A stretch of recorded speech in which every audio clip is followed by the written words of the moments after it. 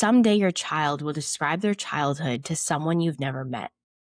They'll sit at a table you didn't set in a home you didn't build, across from people who only know them as adults. And they'll tell them a story about what it was like to grow up in your house. Not every detail, just the parts that stayed. The feeling of walking through the door, the tone at the table, whether the home felt warm or unwelcoming, joyful or tense, safe or performative. We don't get to choose the story that they tell. We don't get to edit it later, but we're writing it now in the ordinary dinners and random Tuesday nights and moments like the one you're sitting in right this second. Long after the Legos are gone, the schedules change, and the house gets quieter, the story of home keeps speaking.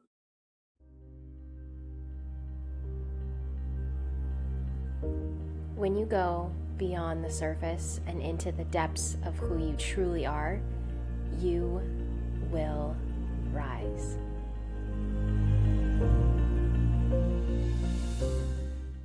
Hello and welcome back to Beyond the Surface. Welcome back to the podcast. It has been so long since I've recorded anything, and just trying to record this episode even has taken me a while. My intention was actually for it to come out a couple weeks ago, and the energy wasn't there. I was really struggling with the intent and the purpose of this episode, bringing back the podcast after like a 6-month hiatus, a 6-month pause, and so we are here. And I am so grateful. I am so blessed, and I am actually really excited to share lots of wildly beautiful things that have transpired in the last 6 months. And as I said, it was challenging to record this. There was nerves showing up to record, and it just felt like nothing else was important except to share one of the biggest changes that have happened in my life this last 6 months. And that is finding out that I am expecting, my husband and I are expecting. And what a wild journey it has been. And I want to walk you through that moment too. And I want to really highlight just how much unfolds in our lives. So starting off with that moment, because I feel like that's always such a fun, juicy moment to share. But there was in October, I had gone for a really long walk. It was actually a really big release of a walk. I remember crying a lot on this walk. I was just in this space of needing to release, needing this like fresh new start, and really giving myself this pep talk, this hard truth. And then I had this strange feeling to, on my way home, grab a pregnancy test. I didn't share this with my husband. I just did it on my own. And I got home and I took this pregnancy test, and I jumped in the shower, and as I got out of the shower and I turned it over, there was one really strong red line and then a faint one beside. And so I did another test just to be sure. I needed the second confirmation, and it read yes. And honestly, funny enough, I still didn't fully believe it. And I knew I was going to be taking another test like a week later just to be 100% sure. But in the moment, I remember feeling this bigness in the moment. And I really excitedly, patiently waited for my husband to get home as I made dinner as a distraction. But I kept going back to the bathroom where I had left the 2 tests that I had taken on the counter, just to look at them and make sure. And I think I was also looking at that one test, trying to see, is the line getting darker? is this 100%? And if you've been in my world for a while, you might know that I didn't always know that I wanted to be a mother, to have kids. It was a few years ago, I had written an article on Medium and it was titled, "Stop Asking Me When I'm Going to Have Kids." This was before being engaged, before getting married. So how do we go from, I'm not sure that I want to have kids, to actually being devastated when we started trying and it not happening right away?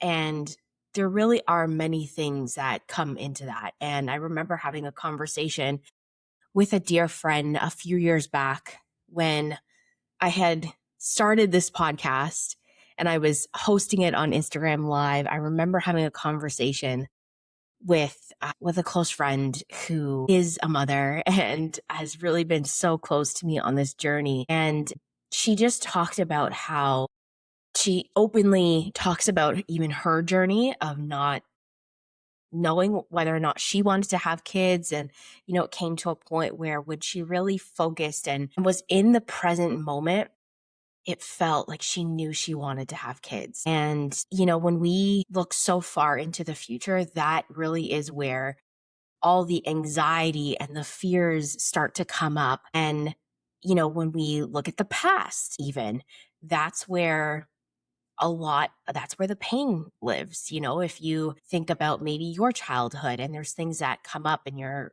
thinking about, I don't want to relive the same childhood, right? That's where the pain is living. But I knew in the present moment, not looking into the future, not looking into the past, being in the present moment, thinking about my relationship with my husband and bringing life into this world and creating and starting a family, I knew that it was something that I wanted to do. It was a yes. It was a big, big yes. I just needed to be married first. In a way, I'm old school on that front, very openly that I'm old school. I wanted to be married first. And so fast forward, we get married. And then last year, pretty much at the beginning of last year, I think end of January, early February, I was in this beautiful group program with one of my lovely soul sisters, and also was a past client who was hosting this womb priestess program. And that is where a lot of my fears and the stories began to really surface. And that is where I had so many more ahas. I feel like ever since I voiced that I wasn't sure whether or not I wanted to have kids. And I think that's when the journey started, the preparation of it. And I started to really experience and really question and get very curious about why I was feeling uncertain. And this particular experience and program that I was participating in almost just like amped up the volume and just amplified all of it in the sense, and maybe even fast tracked a little bit. But I truly believed with every ounce of my being that all of that was happening now that my husband and I were married, and we kind of have this like timeline of when we want to start trying. And I knew this was all surfacing so that I could begin to really alchemize these fears and these beliefs that were showing up for me. And I realized that fear being one of the biggest things that really like held me back more than anything. And I really knew that I wanted to do the work to heal, to shift the narrative. Heal doesn't really necessarily feel like the right word. I feel like it's part of it, but it's also shifting the narrative around what motherhood was, or what I thought it was based on what I saw, my experience growing up in a single parent household. And I knew all of this was rising to the surface. The fears that I had around, just like what motherhood was. And a big thing that I realized is that I had this narrative that motherhood meant sacrifice. And in a way, I can say that I see that I'm selfish in the way that I have these big dreams and these goals that I, for the last decade, can't seem to let go of. I want to be a woman who is living in purpose, on purpose. And part of that is having this podcast. Part of that is writing and clients that I work with and helping them bring their stories to life and, turn their stories into something, into a body of work. That is such a big part of who I am. And there was so much narrative around, well, if I become a mother, then I have to let go of all of that. And that has really shifted. And I see that that's just not true. And that is not the narrative in the story that I am carrying into motherhood. And I actually saw something recently. It was shared on another podcast. And in this moment, I'm forgetting exactly where. And they were sharing this thing that was found. And I have tried to find the source for so long, and I can't seem to find the source, but I'm going to share this with you anyways. This is somewhere living on social media, but it was this. Someday your child will describe their childhood to someone you've never met. They'll sit at a table you didn't set in a home you didn't build, across from people who only know them as adults. And they'll tell them a story about what it was like to grow up in your house. Not every detail, just the parts that stayed. The feeling of walking through the door, the tone at the table, whether the home felt warm or unwelcoming, joyful or tense, safe or performative. We don't get to choose the story that they tell. We don't get to edit it later, but we're writing it now in the ordinary dinners and random Tuesday nights and moments like the one you're sitting in right this second. Long after the Legos are gone, the schedules change, and the house gets quieter, the story of home keeps speaking. And what surfaced for me as I heard this, and this, to be honest, gave me such clarity on how I wanted to open back up the podcast and this episode. But I have very much been that child talking about my childhood and what has stayed with me. And it has been a beautiful thing to witness myself, my younger self, and the experiences that she's had, and also having the utmost compassion for my parents. And that's been a very hard thing to do both for a long time. I've really built so much compassion and understanding and love for both my parents and the relationship and the experience that I had growing up. But I really didn't allow myself to witness my inner child, the younger version of myself that was so loved, and also where she had needs that were never met. And so that has just been such a beautiful part of my healing on this entire journey. And what this also brings up for me is the home that I want to create for this life, this precious life that is growing inside me right now, and how these past 6 months have given me this greatest gift of space to evaluate every aspect of my life, my relationships with others, my relationship with myself, my business, this podcast, so many different parts. It has given me this space, and we're literally here. And I was thinking about this before hitting record is, I feel like the last time I was recording, I was in these sweaters, cozy, and now we're in like a completely different season. The sun is shining outside.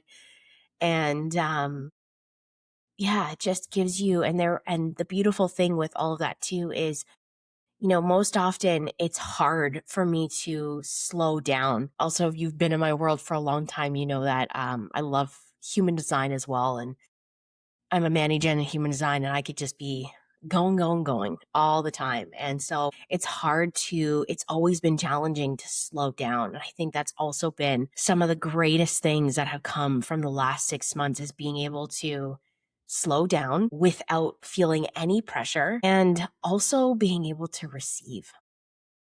I think part of the other fears that come up is especially growing up in a single parent household, and particularly I think as well a different experience than my sisters is that I don't really remember at all my parents being together.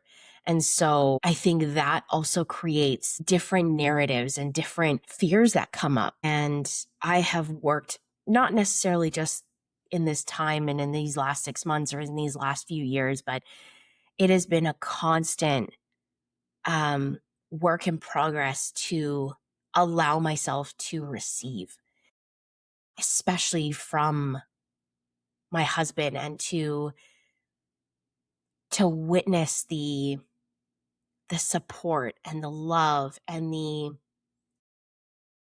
and just being able to witness that for the first time, what it's like to have two parents in the same house raising a child. And these are just things that I so look forward to. And I also don't take them for granted whatsoever. And, that's what I feel like the last 6 months have been. It's not just about becoming a mother and growing this life, but also becoming someone who is deeply aware of the energy that I bring into spaces that I live in, the mindset, the every aspect, my energy on every aspect of my life. Because ultimately, one day, this little human, you know, they'll tell a story about what it was like to grow up in my presence. And it's not going to matter what I said. It's not about what I tried to fix or perfect, but it's going to be about what they felt. And that has been the invitation, is to really to slow down, to look at my life, to soften where I've been very hard, very much in my masculine, to take responsibility for the tone that I carry in my relationships, in my work, in my home, to myself. And, I don't think this is necessarily just about motherhood. I think this is about all of us, because in some way we are all shaping environments that people experience us inside of. And that is one of the biggest questions that I've been sitting with, is what does it feel like to be in my presence? And not this curated version, but like the real me, the rawness, the everyday moments, because that is where the story is being written. And so maybe that's something that you can sit with too. What story is being written in the life that you're living right now? And I thank you so much for being here with me in this chapter. There is so much more that is unfolding, but for now, this felt like the place to begin. So I'm sending you so much love, and I'll see you soon.